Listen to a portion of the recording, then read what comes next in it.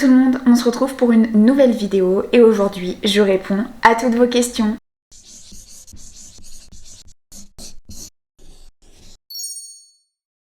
Alors il y a quelques semaines, en story sur Instagram, je vous avais demandé de me poser toutes les questions qui vous taraudaient pour que je puisse y répondre plus amplement dans une vidéo YouTube. Et donc, c'est aujourd'hui. Je tiens à préciser que à votre écran s'affichera les captures d'écran des questions que l'on m'a posées. Donc ce n'est pas moi qui les ai recopiées. Donc si jamais vous voyez des fautes, ce n'est pas ma responsabilité. Je sais que tu es autodidacte, mais tu as aussi fait une formation, non ?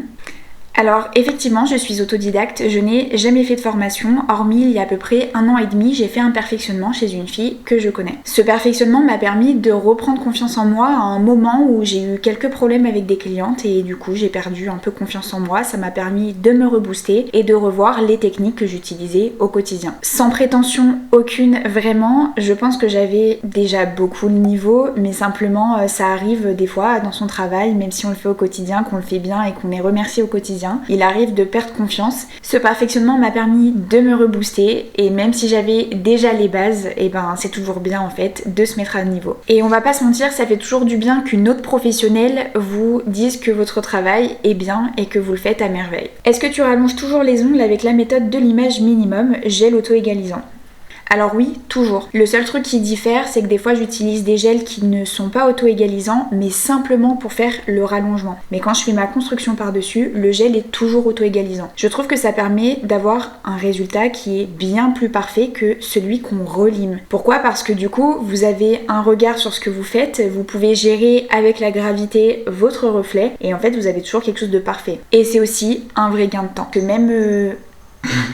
Nala. Non mais c'est une fête. As-tu des marques matérielles à recommander ou au contraire qui ne te conviennent pas ? Alors à vrai dire, j'ai jamais eu vraiment de problème avec une marque ou du matériel. Même avec mes histoires de ponceuse, j'ai racheté la même marque, simplement pas le même modèle. Après simplement, je pense qu'il faut vraiment que vous choisissiez une marque par rapport à vos convictions, par rapport à la composition. C'est super important d'être en accord avec ça. Après, peu importe le prix d'un produit, ça ne changera pas la qualité de votre travail. C'est vraiment une question de choix. Après par contre, le seul truc que je peux vous recommander, c'est de ne pas acheter pas cher parce que justement c'est pas cher. Si c'est pas cher et que c'est très bien, tant mieux. Mais évitez d'acheter des choses qui ne sont pas de qualité, vous serez forcément embêté par la suite, notamment si vous êtes professionnel et que vous en faites un usage quotidien. Depuis combien de temps tu fais ce métier ?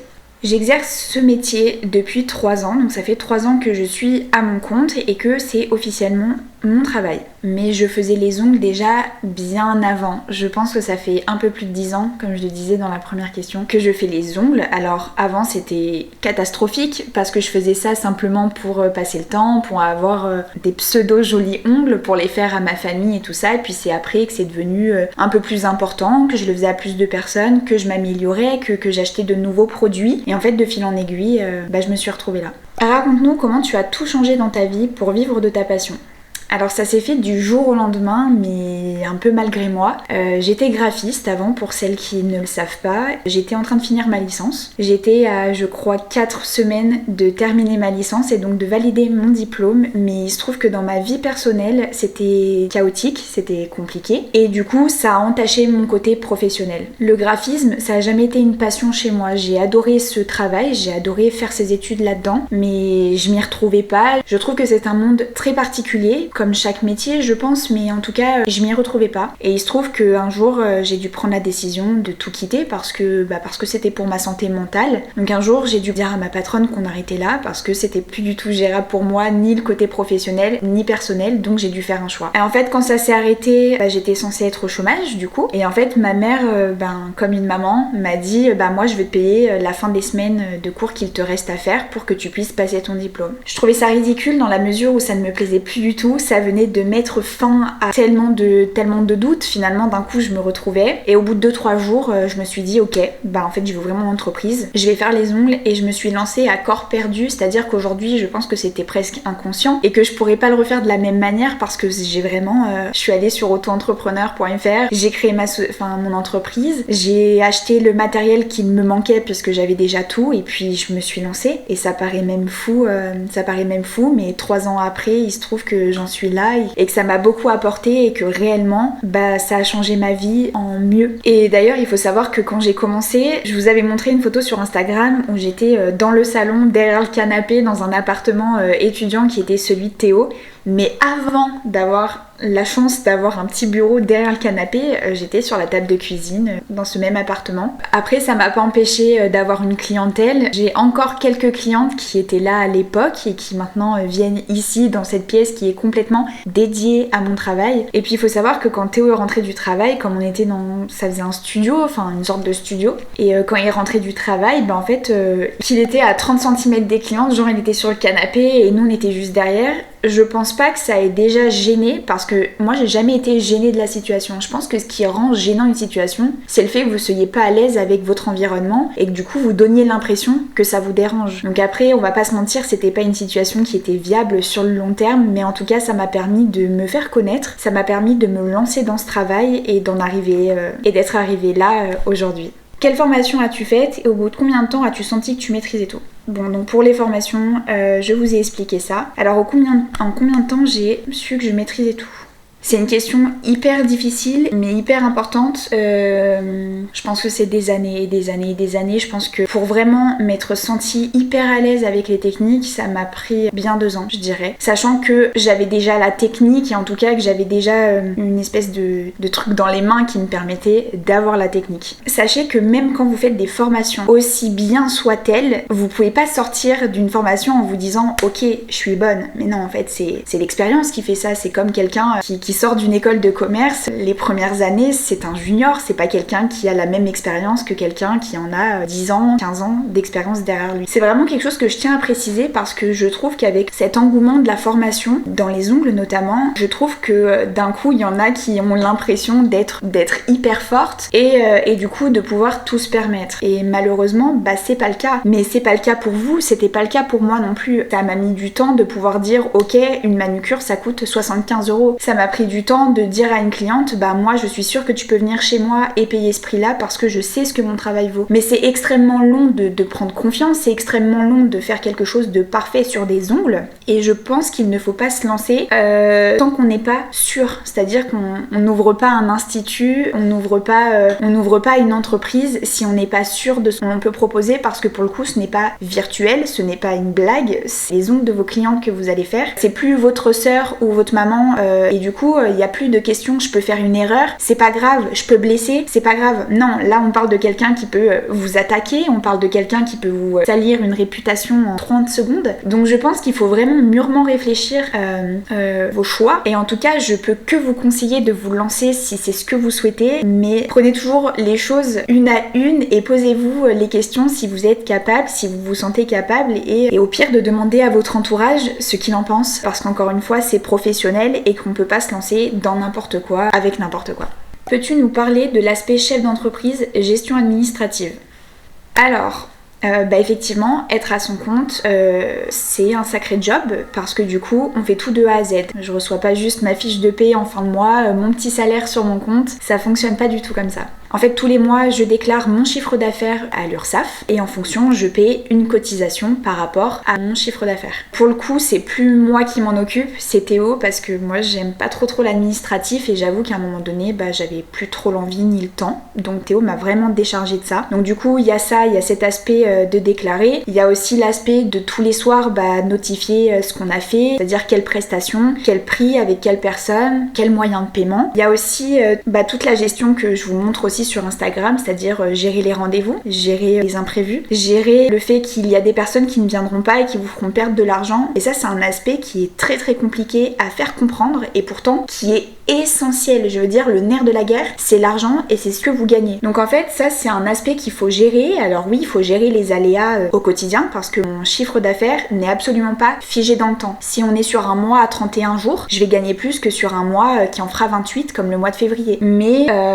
ça, c'est pas trop grave parce que je fais avec. Mais disons que le fait d'avoir un planning qui est complet me permet de me projeter sur des mois et des mois. Donc ça, c'est plutôt pas mal pour avoir une espèce de stabilité. En revanche, il est vrai que c'est une sacrée organisation au quotidien de gérer tout ça, mais pour autant, je ne reviendrai jamais en arrière parce que ça m'apporte une liberté au quotidien et une liberté liberté au quotidien que j'aurais pas si j'étais salariée, en tout cas pas dans le domaine dans lequel à la base j'étais formée. Il y a aussi un aspect qui me paraît très important à vous expliquer si vous n'avez personne autour de vous qui est chef d'entreprise, et ça me permet aussi de faire le point avec vous pour que vous compreniez ma position dans le travail. Il faut savoir qu'en tant que chef d'entreprise, je ne cotise pas pour le chômage, je cotise un peu pour la retraite, mais de manière très très faible, c'est-à-dire pas comme vous sur vos fiches de paie. Je n'ai pas de congé payé, il n'y a pas tout ça. Donc en fait, c'est-à-dire que quand je pars en vacances, quand je prends 3 semaines de vacances, c'est 3 semaines sans solde. Donc il faut que j'ai bien travaillé avant ou mis de l'argent de côté pour pouvoir assumer 3 semaines de rien. Quand on est malade, bien sûr il y a des assurances, mais c'est toujours des assurances. Il faudrait payer 200 € par mois pour avoir quelque chose qui tient la route. Donc c'est un aspect, quand vous êtes malade et que vous vous levez matin et que ça va pas trop, vous allez quand même travailler et il faudrait que vous alliez sacrément mal pour annuler des rendez-vous. Du coup voilà, je tiens pas du tout à me faire plaindre, c'est pas du tout le cas, c'est pour vous mettre un peu dans ma réalité qui est côté chef d'entreprise, puisque du coup vous êtes potentiellement des futurs professionnels qui allaient faire exactement la même chose que moi. Donc ça vous permet aussi de vous rendre compte et puis si vous êtes salarié et que vous ne visez jamais à être chef d'entreprise, ça vous permet de rentrer dans la réalité des personnes à leur compte et de comprendre un peu le quotidien de ces personnes-là qu'on pense être richissimes et être des voleurs, alors qu'en fait on a aussi nos contraintes au quotidien qui sont pas les mêmes que vous. Et voilà. Quel moyen de paiement acceptes-tu ?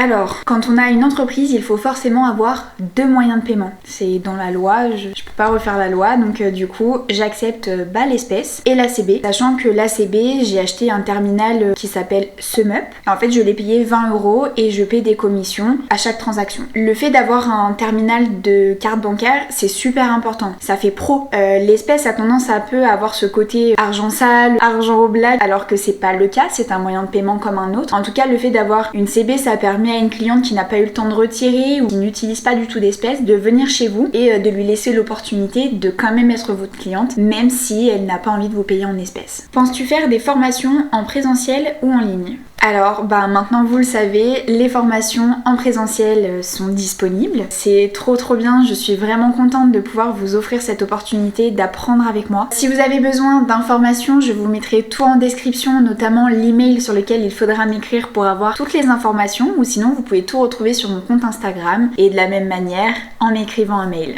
Pour les formations en ligne, pour le moment, ce n'est pas prévu, c'est assez long à mettre en place. En revanche, c'est quelque chose que j'aimerais bien faire parce que je pense que ça peut intéresser des débutantes qui n'ont pas besoin, en tout cas qui n'ont pas le besoin de payer une formation comme je le propose actuellement. Comment as-tu commencé à t'entraîner sur une main artificielle ou sur des amis ? Je faisais les ongles sur moi, ensuite je le faisais sur ma maman, sur mes sœurs, et puis après j'ai fait mes amis et de fil en aiguille, j'ai fait de plus en plus de monde et c'est comme ça que je me suis entraînée. Comment as-tu fait pour te faire connaître ? Le bouche à oreille. Ensuite, le compte Instagram. On va pas se mentir, c'est votre plus belle vitrine et c'est le meilleur moyen de vous faire de la publicité. Aussi, j'ai beaucoup utilisé le moyen de publicité d'Instagram. Vous payez sur Instagram et en fait, ça vous donne accès à ces publications sponsorisées qui sont dans le fil ou dans les stories. Du coup, vous choisissez en fait votre budget. Vous pouvez dire que c'est 5 € par jour, 10 €, 100 € par jour. Et plus vous mettez de budget, plus les comptes touchés seront importants. C'est un super moyen pour vous faire connaître. Si vous faites un bon travail, que votre compte Instagram donne envie, que votre travail est joli, que vous avez des bons avis, des bons retours, les personnes qui verront votre publication cliqueront dessus, verront votre compte et auront envie de venir chez vous et de devenir cliente. Pour celles qui ne savent pas, j'avais un compte qui s'appelait Chloé Manucure avant d'avoir le compte Chloé Hoffner. Et du coup, des fois, je pense que le nombre d'abonnés surprend alors que je ne prends plus de nouvelles clientes, alors que j'ai quand même pas mal de notoriété sur Lyon. Et en fait, j'avais gagné énormément d'abonnés sur le premier compte, mais lorsque je l'ai perdu, je suis retombée à 0. Donc n'hésitez pas à utiliser la sponsorisation, à vous faire connaître par plein de moyens, mais surtout le meilleur moyen de vous faire connaître, c'est de faire du bon travail. En tout cas, n'hésitez pas à le faire, c'est un super moyen pour vous faire connaître et pensez bien à avoir un joli compte Instagram qui vous ressemble et qui donne envie aux personnes de venir vous voir. Est-ce que le fait d'avoir Paul au quotidien ne te gêne pas dans tes prestations avec les clientes ?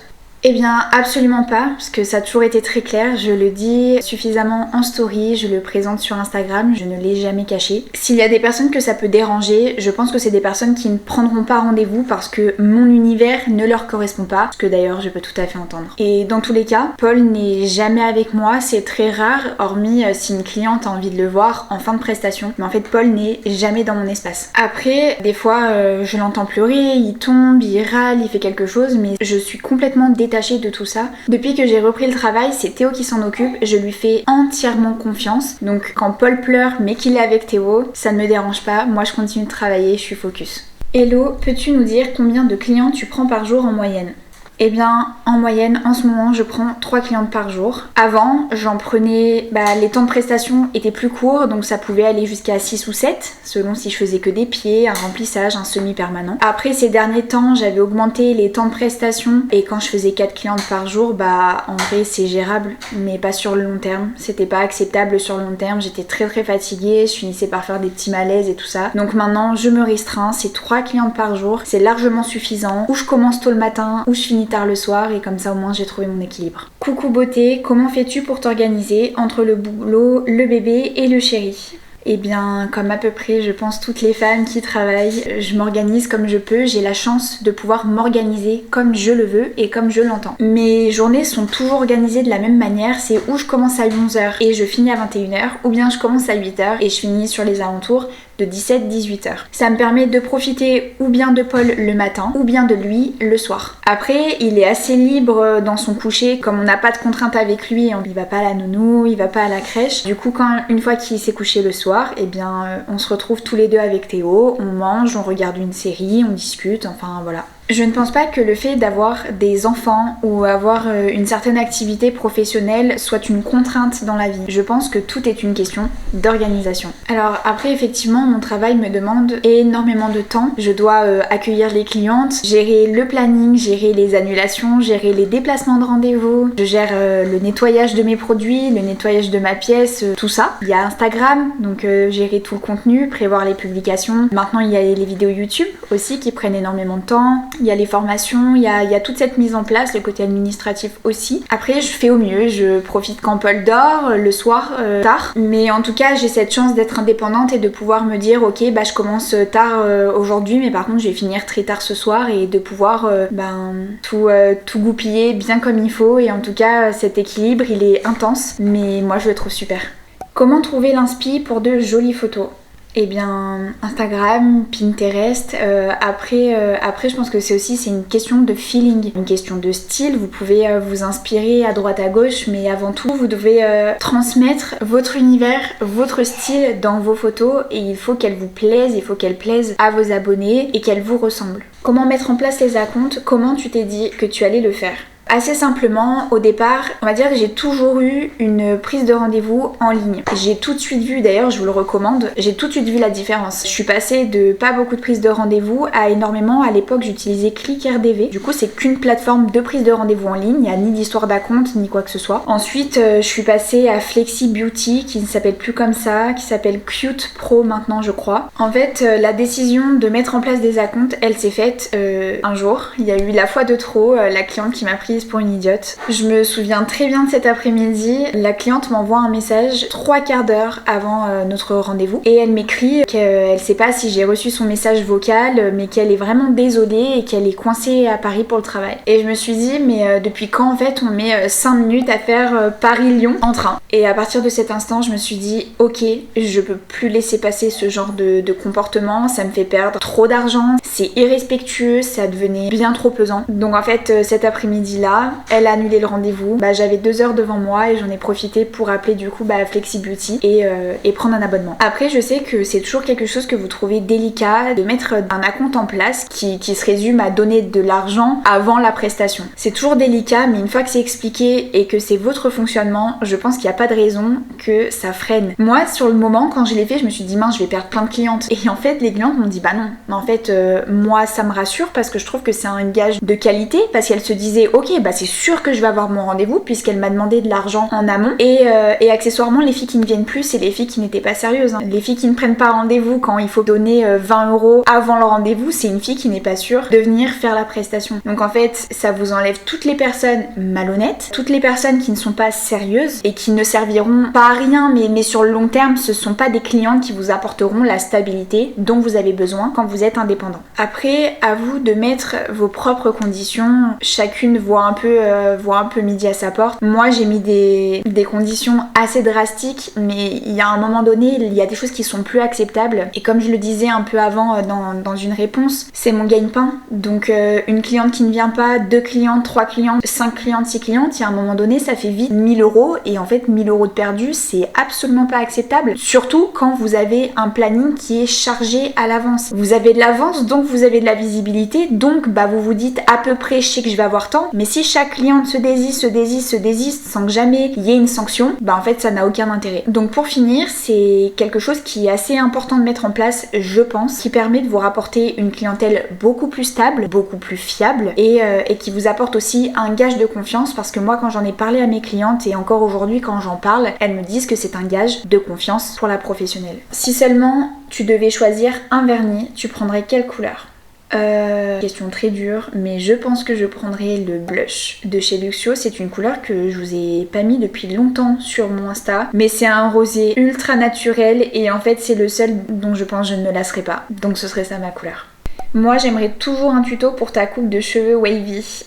Eh bien ça tombe bien parce que je vous ai préparé un réel pour vous montrer mon tuto wavy sur Insta. Comment bien placer le chablon sur des ongles carrés STP avec un petit émoticône qui pleure. Eh bien la solution c'est de ne pas poser un chablon sur des ongles carrés. On ne fait pas ça parce que c'est vraiment pas pratique et le chablon se pose toujours mal. En fait quand vous faites des rallongements, il faut toujours limer l'ongle ovale pour enlever tous les angles. Comme ça au moins quand vous placerez votre chablon, ce sera parfait, le placement se fera parfaitement et vous n'aurez aucun problème.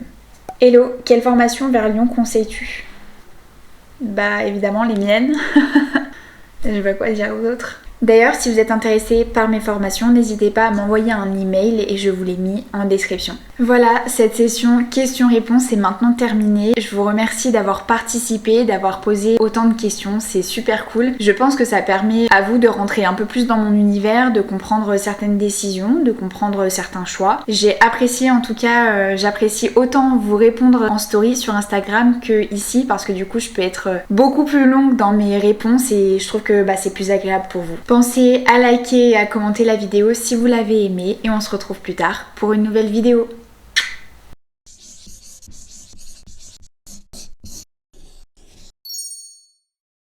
Du coup, sans modestie, j'étais déjà bonne dans ce que je faisais, ça m'a permis... Non, avec modestie ou sans prétention, mais c'est pas... Tu m'as dit quoi ? C'est assez long à mettre en place. J'ai toujours... publication. N'importe quoi. Mais qu'est-ce qu'il y a ? Vous payez, vous avez pas un moyen de paiement sur Instagram, mais ça veut rien dire. Putain, mais fais simple au lieu de vouloir faire compliqué. Et pourquoi dire j'ai fait ça sur mon premier compte Instagram ? Non, en fait, c'est ce que j'ai dit au début, c'est ce que j'ai fait au départ. Et là, je dis, je continue de le faire pour... Parce que ton compte, il a 1600 abonnés. Quand tu regardes, tu te dis pas, ça a marché. C'est une bonne idée de lui donner ça. Mais c'est insupportable. Je vois...